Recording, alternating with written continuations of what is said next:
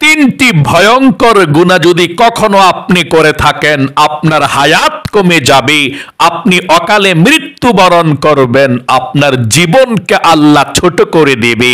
আজকে দেখবেন এই তিনটি ভয়ঙ্কর পাপের কাজ আপনি কখনো করেছেন কিনা। যদি করে থাকেন, এই ভিডিওর শেষের দিকে আমি আপনাদেরকে ছোট্ট একটি শ্রেষ্ঠ তাওবা পাঠ করিয়ে দেব, আপনারা পাঠ করবেন, আল্লাহ ক্ষমা করবে, আর কখনো সেই পাপের দিকে যাবেন না। এই তিনটি ভয়ঙ্কর পাপ কাজের মধ্যে যেই লিপ্ত থাকে তার হায়াতকে আল্লাহ কমিয়ে দেয়, সে অল্প সময়ে পৃথিবী থেকে বিদায় নিয়ে চলে যায়, তার রিজিক কমে যায়। তাই সাবধান, জানুন প্রথমে এই তিনটি ভয়ঙ্কর পাপের কাজের সঙ্গে আপনি কখনো জড়িত আছিলেন কিনা। চলুন শোনা যাক, তারপরে আমরা তাওবা পাঠ করিয়ে দেব। প্রিয় দিনী ভাই এবং বোনেরা, প্রত্যেকটি পাপই কিন্তু খুবই আল্লাহ রাব্বুল আলামিনের কাছে ঘৃণিত। পাপের কাজে কিন্তু খারাপ, তবে নরমাল এবং কঠিন খারাপ এমন কিছু পাপ আছে। কিছু পাপ ছোট ছোট, কিছু পাপ অনেক বড় অনেক বড়।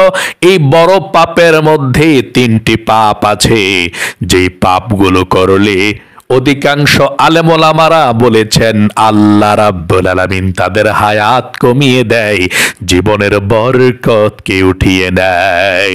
এই পৃথিবী থেকে সে ব্যক্তি অল্প দিনের মধ্যেই চলে যাবে, বেশি দিন হায়াত পাবে না। এই তিনটি গুনাহের কাজের মধ্যে এক নাম্বার গুনাহের কাজ হলো যে ব্যক্তি মিথ্যা কথা বলে। অনেক মানুষ আছে মিথ্যা কথা বলে, বেশি মিথ্যা কথা বললে আল্লাহ রাব্বুল আলামিন আপনার জীবন থেকে আপনার বরকতকে উঠিয়ে নেবে। আপনি আশ্চর্য হয়ে যাবেন, হযরতে মালাকুল মউত যখন চলে আসবে আপনি বলবেন আমি তো ভাবতেই পারি না এত সহজে যে, এত তাড়াতাড়ি যে দ্রুত আমার কাছে মালাকুল মউত চলে আসবে। ও আল্লাহ, আমাকে আরেকটু সময় দাও, আমি ইবাদত করে ফেলি। মালাকুল মউত বলবে আল্লাহ রাব্বুল আলামিন তোমাকে আর এক সেকেন্ডও সময় দিবে না, তোমার সময় শেষ।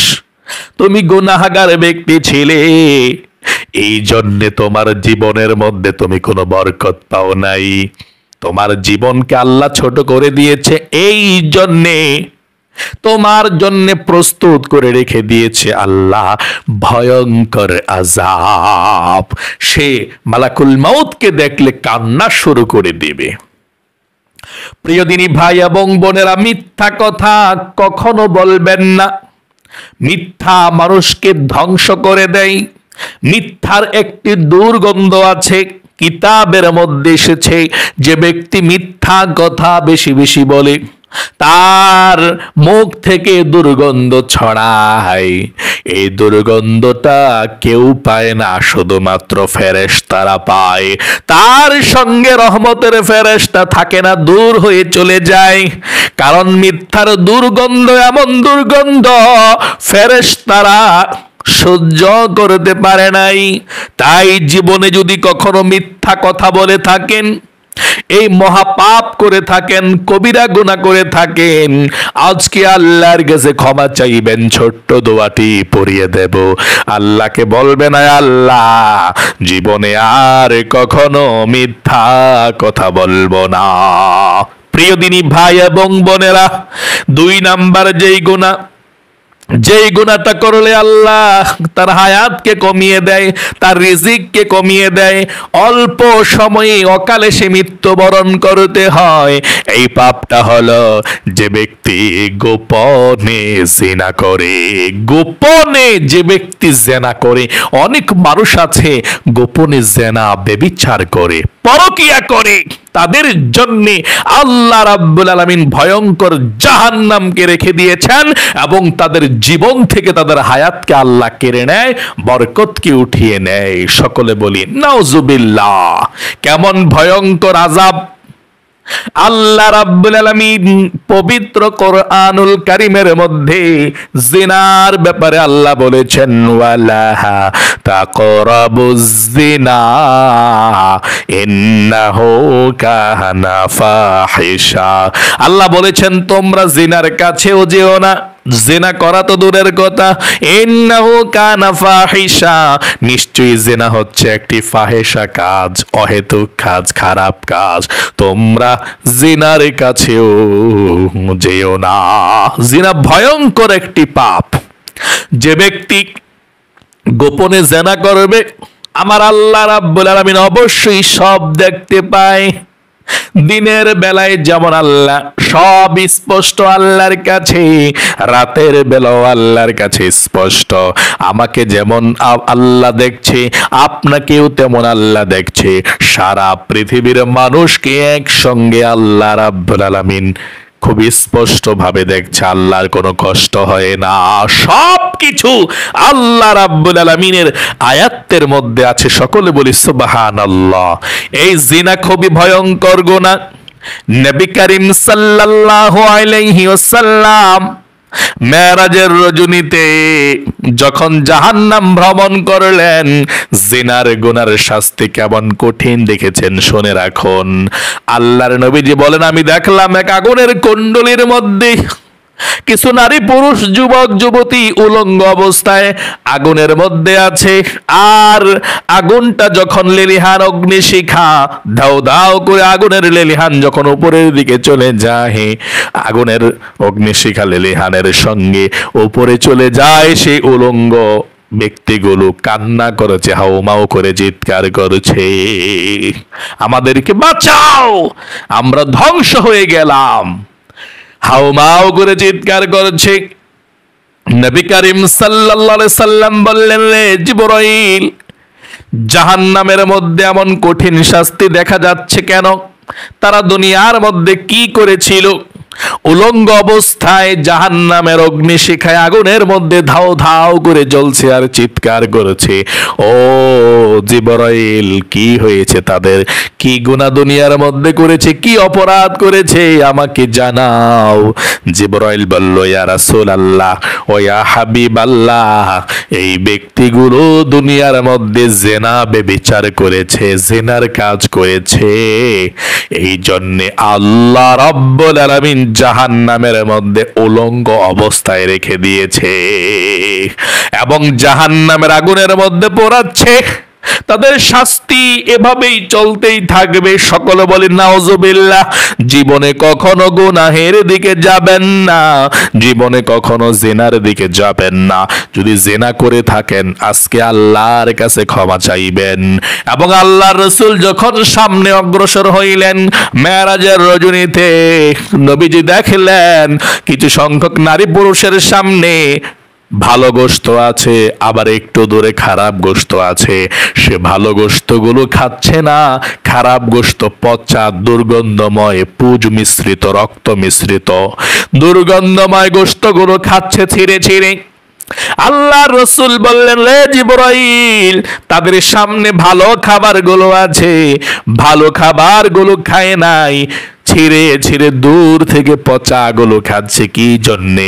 এরা দুনিয়ার মধ্যে কি পাপ করেছে, কি জন্যে আল্লাহ রাব্বুল আলামিন এত ভয়ঙ্কর শাস্তি দিচ্ছে? কি অপরাধ করেছিল তারা?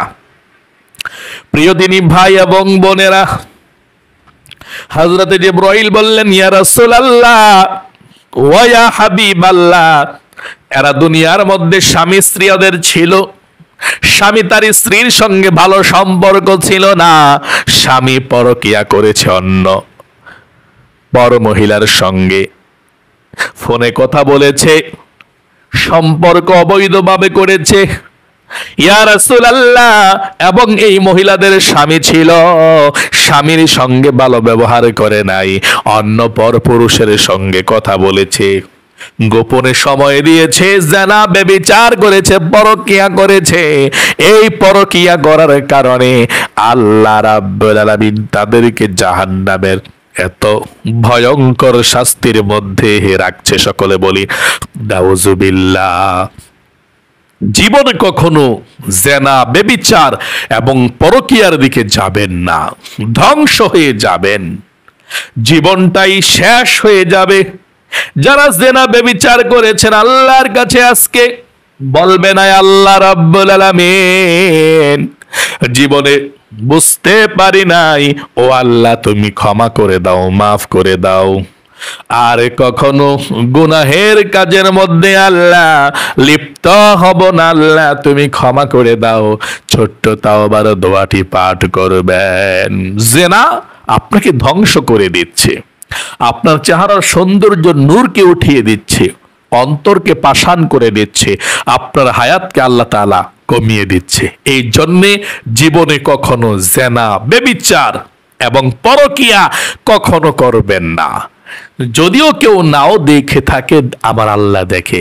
মনে করেন রাতের আধারে কেউ দেখছে না, জেনা করার সুযোগ আছে, আপনি করে ফেলবেন না, আল্লাহ আপনাকে দেখছে। খবরদার কখনো যাবেন না, ধ্বংস হয়ে যাবেন, অকালে মৃত্যুবরণ করবেন, হায়াত কমে যাবে, জীবন কমে যাবে।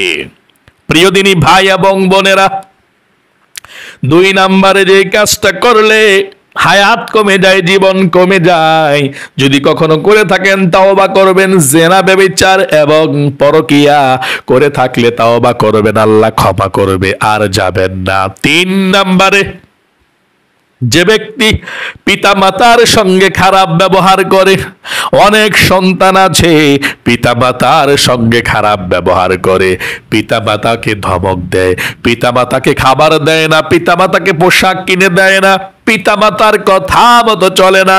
অনেক সন্তান এমন আছে যেই সন্তানগুলো পিতা মাতাকে কষ্ট দেয়, মা বাবার বদদোয়া নেয়, আল্লাহ রাব্বুল আলামিন তাদেরকে ধ্বংস করে দেয়। যাদের পিতা মাতা নাই আজকে আল্লাহর কাছে তাওবা করে দোয়া করবেন মা বাবার জন্য, এবং যাদের মা বাবা আছে মা বাবার কাছে ক্ষমা চাইবেন, আম্মু আব্বু আপনি আমাকে ক্ষমা করে দিন, আমি বুঝতে পারি নাই, আমি ধ্বংস হয়ে যাব যদি আপনাদের কথা না মানি।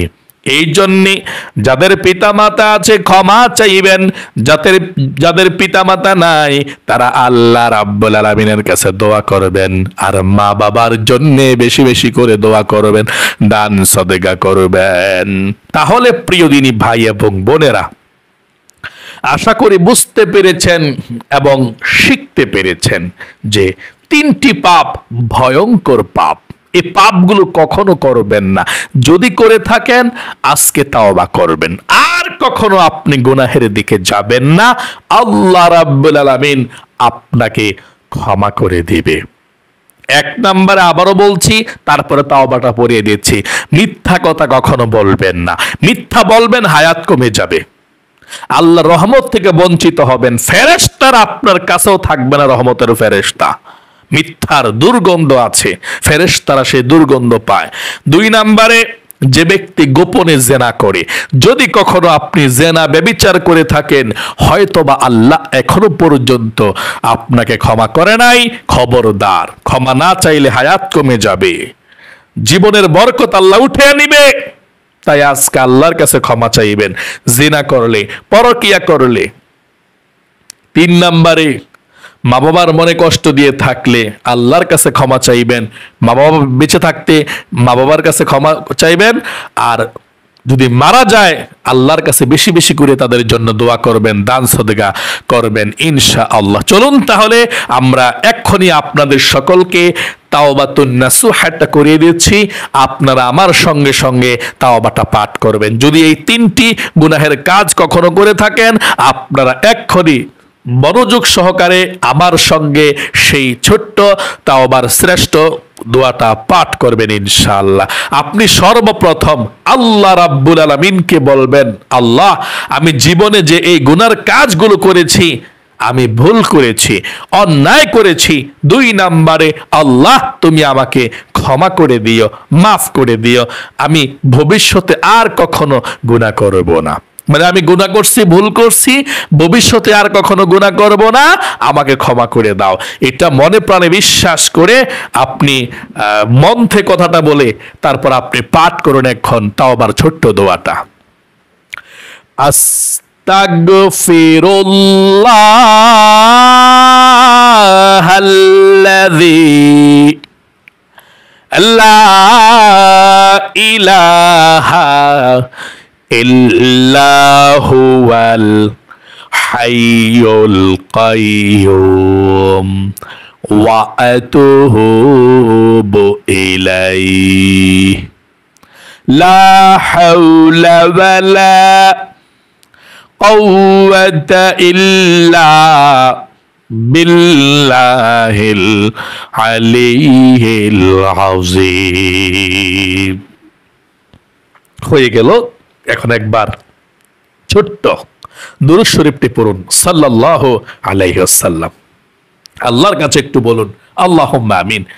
ইয়া আল্লাহ, ইয়া রহমান, ইয়া রহিম, তোমার বান্দা বান্দি যারা জীবনে ভুল করেছে, 3টি গুনাহ করেছে, আল্লাহ তাদেরকে তুমি ক্ষমা করো, মাফ করো। জীবনে আর কখনো মিথ্যা বলবে না আল্লাহ, কখনো জেনা, ব্যভিচার, পরকিয়া করবে না আল্লাহ, পিতামাতার সঙ্গে কখনো খারাপ ব্যবহার করবে না আল্লাহ। তুমি তাদেরকে ক্ষমা করে দাও, মাফ করে দাও।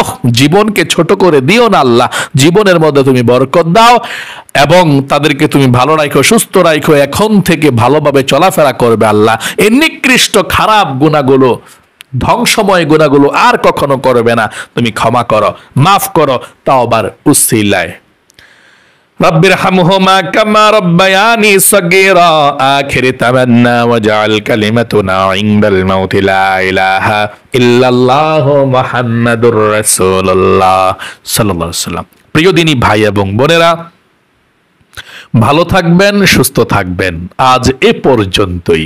আবারও অন্য কোনো ভিডিওতে দেখা হবে। সেই পর্যন্ত আপনাদের সকলের সুস্বাস্থ্য আল্লাহর কাছে কামনা করে আজ এখানেই বিদায় নিচ্ছি। আসসালামু আলাইকুম ওয়া রাহমাতুল্লাহি ওয়া বারাকাতুহু।